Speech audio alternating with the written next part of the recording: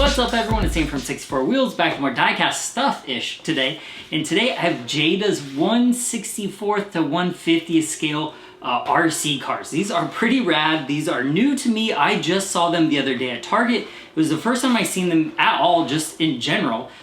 They had the Brian Supra and then the Dom's Charger. So I bought both because I'm a fan of Fast and Furious. I've collected all the Hot Wheels, and you can't have one without the other, obviously, to make the Fast and Furious that straight up like drag racing scene at the end of the first one. So I got both of them. They were $19.99 each, which I don't think is a bad deal given how quality they look. They have like rubber foamish tires. They also have sound or lights, not sounds. And then the controllers are pretty big. They're actually like more like the trigger controllers on like a Traxxas or HPI, more like the upper level remote control cars. Whereas like the Hot Wheels ones that are a similar price, so these are, I believe, $19.99 also, but they have more of like the PlayStation or Xbox style remote, and they're a little smaller, as you can see. I'll try to do it side by side here.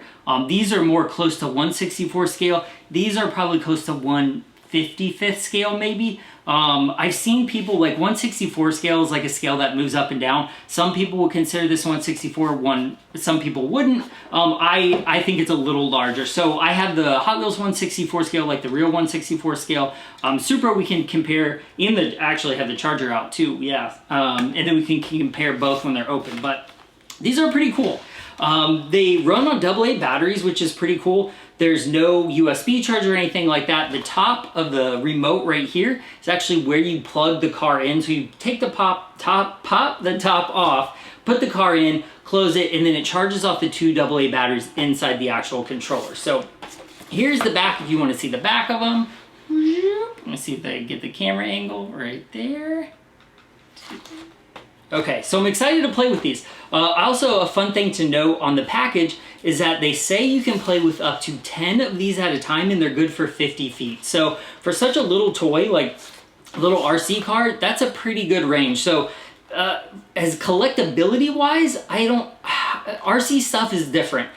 Some people consider these not to be collectible, but Zip Zaps, which are the Radio Shack version of these from like the early to mid 2000s that were extremely popular back then, they've kind of like become collectible just because like the people who grew up with them are collecting them, and these could be the same way, but it's hard to tell. So collectability wise, I don't know if these are going to be worth like investing in 10 sets of them each. That I don't know, but just how they look, like the packaging looks cool. I would display them like this, but these are ones I'm going to open and try out just because they look so cool, and our local store was stocked with quite a few of them. So if I wanted to go back and get more like two to save for collectability purposes, I'll probably do that later, especially depending on how good or well they work. So we'll go ahead and bust them open. We'll try to do them both at the same time because they're very similar. They both have the same remote. The cars are different. So it'll be interesting seeing them both open and then using them at the same time, since you can use up to 10 at a time. So let's go ahead and open them.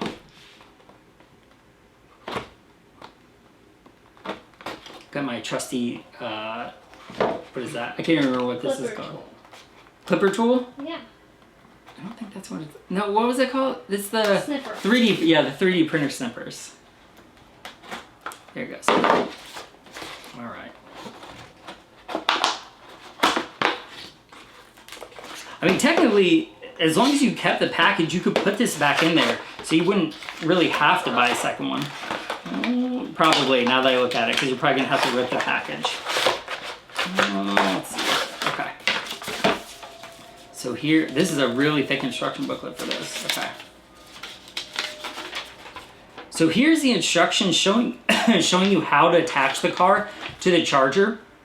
Again, the car has an on-off switch, and so does the remote. So then you just stick the car on the actual remote, slide it in, and then that's how it charges. And then there's various lights that tell you, yes, it's charging, etc., etc. So I don't think this is ready to roll, ready to run. I do believe, oh no, it does say batteries included. So we'll see.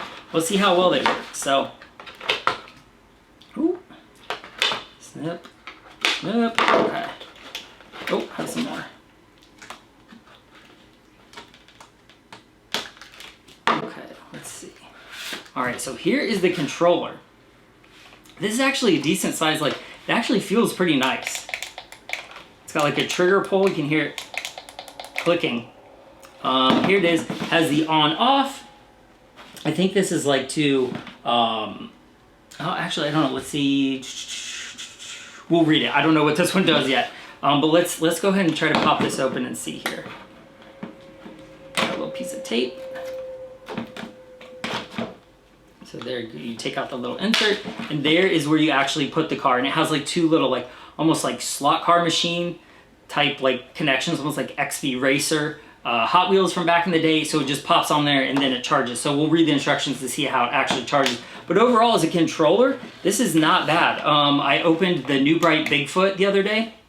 That was $70, and this controller is like 10 times as nice as that controller. So far with these, I'm pretty impressed. If I don't break it. Okay. Let's go ahead and open this one.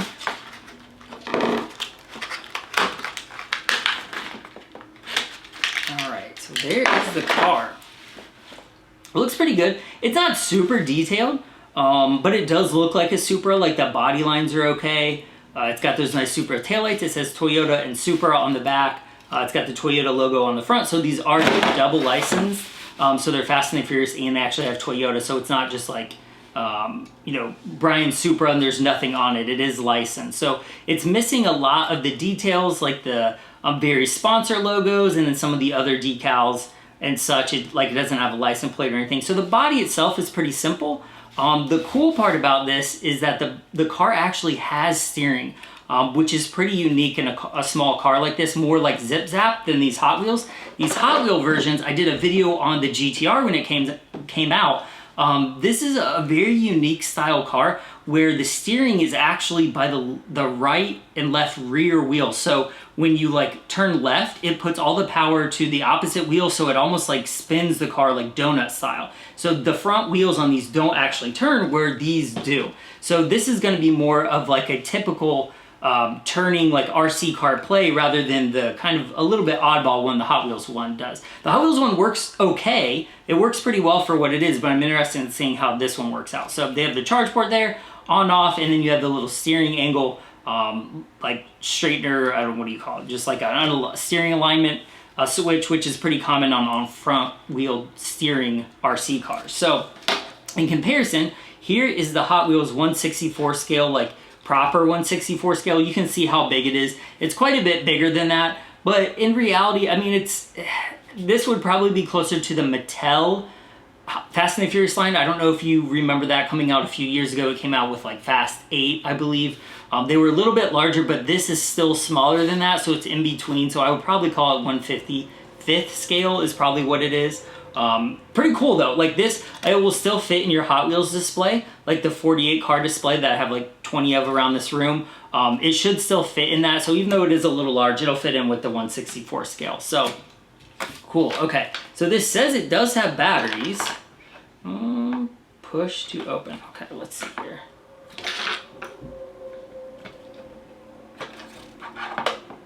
So there it is. It does have AA's already in it. So we'll go ahead and snap it in there. I don't know if it is charged. Let's see. Does this actually, do I have to press something open? Okay. So I'm just gonna turn it on and actually see if it works right offhand. Oh, see, there's the lights. Are the lights working? So there are the front lights working. There are the tail lights working. Let's see. So then I just flip the switch on. Oh, nice. So there's steering.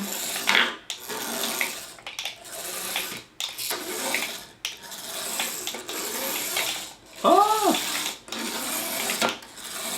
So it's not going to break any speed records, it looks like, but it does work very well. The steering works well, the front and back, like it's the click, so it doesn't have a gradual, like a lot of, like if you have a more upper level, like a, I don't want to call them semi-professional, but like a hobby level remote control car, the switches are like your typical PlayStation or Xbox remote, where it has like a trigger where it's harder or softer. So if you pull it down hard, you go fast. You pull it, you know, a little bit, it'll go slower. This is basically on or off. So it's backwards or forwards. There's no like in between. So you can let off to go a little faster, slower, but there's only one speed. And the wheels actually work the same way. You can hear the click. It's all right, all left, or straight. So there's no like almost turning, but I don't think there's any drifting with this thing just because of how slow it is. But you might be able to put some like powder down or like some flour or something and get it to spin, because it will spin like that. Do a little burnout. So let's go ahead. I'm going to turn this off and then I'm going to charge it. So just by charging it, let's see, it says you stick it like this. So you sit it on there. Let me see, make sure I do this right. I think just like that. So that is charging. So to charge it, you actually do have to put the on-off on. And then there, the red light on the front, it looks like it's showing that it's charging. So let's see, lock vehicle, on-off charge. So it looks like the car, according to the instructions, lasts 15 minutes on the charge. Now, I don't know how much power that takes from the AA's. Like, I don't know how long a set of AA's will last playing with this. But we'll find out, I guess. So I'm going to leave that charging. I'm going to lay it down so it doesn't fall over. And then we'll go ahead and open up the charger, take a look at it, and see how it works. I mean, it should be the exact same thing. I wouldn't see why it wouldn't be. It should function the same way. Nothing really should be different other than the design of the body and the wheels on the car. I assume everything is like underneath the guts, the chassis, blah, blah, blah, are all the same. So.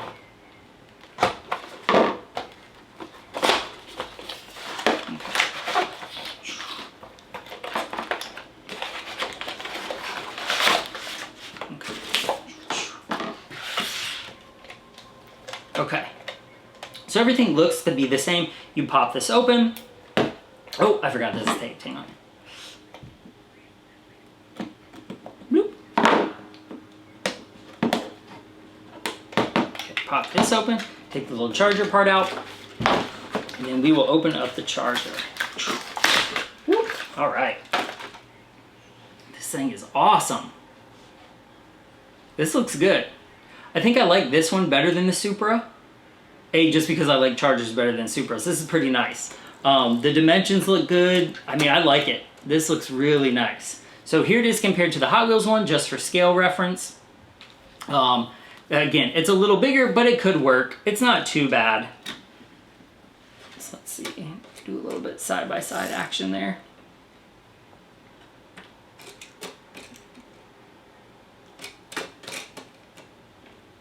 Nicely detailed though, even compared to the Hot Wheels, like the blower's chrome. It's got the silver gas cap. It's got taillights, headlights, the grille. It's got the little fog lights. It's got the RT on the side.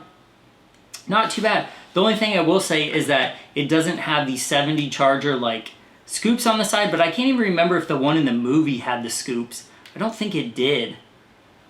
Oh no, I think it did. I don't know. I can't remember. Now, there's been so many of them used. I'm trying to remember back to the first one to see, remember if it did have the door scoops, but I think it did. Either way, I don't know. This car looks good. Same thing, same style on the bottom. Let's go ahead and turn it on. Ooh, got those nice tail lights. Nice, I like that. The headlights, this looks good. I like these. Okay, so we'll go ahead and turn this on. Check it out. Ready? Whoop. I mean, they both work good. They have very similar function. Nothing's really different. I feel like the Charger, even though it's the same chassis, I feel like the turning radius might be a little larger on it. That might just be me thinking that just because it's a larger car. It just feels like that, but they could vary model to model about how easy or well they turn. But that looks awesome. Skirt! I mean, these are fun to play with just on tabletop right here. That's pretty good speed. Okay, let's see here. All right, so let's get them both out and see if it'll, if we can race them at the same time, since you're supposed to be able to use 10 at a time. So let's see if this charge gave this one any advantage. So we'll go ahead and turn it back on. Okay, we're gonna do the street race here. Oh no, this one was on the side in the movie. Okay. I'm trying to think if like these make a difference or if they'll drive both of them.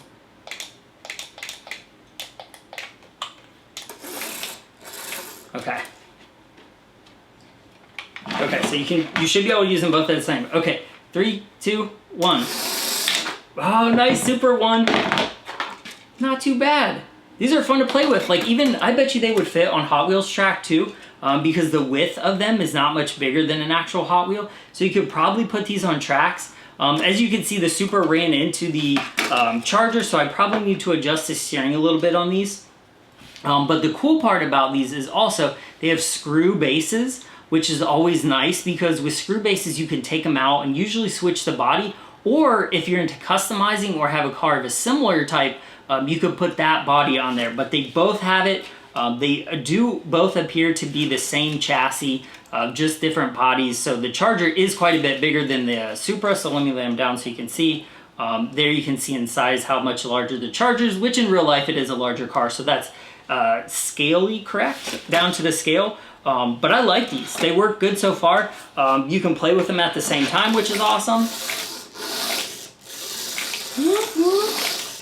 I don't know, these, they're not too bad. I definitely think the Hot Wheels version, like these, are faster, like they're much quicker, and Hot Wheels actually intends for you to use those on the orange track, where these are free play, where you can drive these basically anywhere that they'll crawl over. So probably like tile floor, wood floor, tabletop, possibly a cement driveway. We used to have a blacktop driveway and it had too many bumps in it for a car this small, so you probably couldn't do that. But this would make a great inside toy, or a race car if you want to race like on the larger track, like the Daytona 500. What are those? The Gran Turismo's tracks from Hot Wheels back in the day. That would make an excellent track for this. A lot of people use those for like the downhill racing, but it would also work good for these. So overall, I'm pretty impressed with these. These have a ton of play value. They're relatively cheap, $20 each. So for $40, you can get two of the most iconic Fast and Furious cars in remote control, in a decent scale that you can play with inside, that you can still store in just like a typical 164 style display or size. Like it doesn't take up too much room. They're cheap. They have double A's. I mean, there's really a lot of pluses to these. So I like these. I like the Hot Wheels one. I like these. I really like these smaller scale RC cars. Even though they're not super fast, they're not doing jumps or flips or anything like that, they're still a ton of fun to play with. And I like how detailed they are, the lights and all the actions and stuff. I like them. I like these. I really like these controllers. I prefer these controllers over the Hot Wheel controllers, or even like the New Bright, like PlayStation style controllers. These controllers are very nice. They're solid, and it's probably due to the fact that they have to have the charging mechanism in the controller, but I like them. They're solid. Like here's a 360 view of it. The remote is nice. The trigger is nice. It feels heavy. It feels like almost like a Nerf gun. It's very solid. Like I'm impressed with this remote quality, and it's hard plastic. Like as you've seen, I've dropped it a few times. I'm not worried about like dropping this because it feels pretty solid, which a lot of toys under $20 do not feel solid. But I have to give it to Jada on this one. They did a really nice job on these. I'm very impressed with the controllers. So cool. Well, I like these. These get a good score for me. These get a good Sam 64 Wheels score. I like them both. Let me know what you think of these in the comments. I'll be interested in seeing if this is something you're going to collect, something you're going to open, play with, race, do whatever. Let me know in the comments what you think, if you plan on getting these, if you collect Fast and the Furious Hot Wheels, or if you have the Hot Wheels version of these, or have them both, which ones you like better, because I'm just interested in hearing your comments about these size, like the smaller size RC cars in general. So again, I appreciate you watching Sam 64 Wheels. Follow me on TikTok, Instagram, Facebook, Language Group, Discord. I'm trying to think where else. Everywhere. Like and subscribe, all that good stuff, and I'll see you in the next one. Thanks, guys.